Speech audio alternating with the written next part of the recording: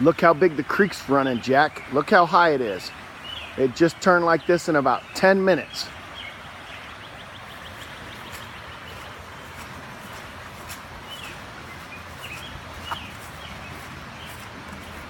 Oh, I stepped in dog poop. Bummer.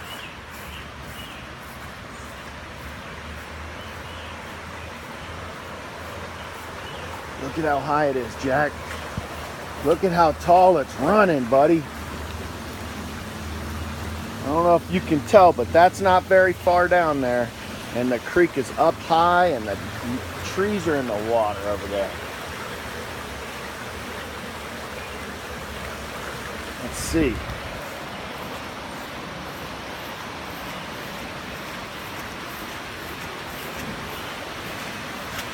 Go back in here. Look at how much water's coming out of there, Jack. You can't see any of the rocks. Look. You can't see any of the rocks. It's like a real river, man. Look at that. I'm not gonna get close down there because if I fall, I get hurt real bad.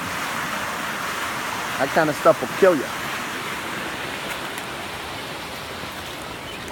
Let's go down here.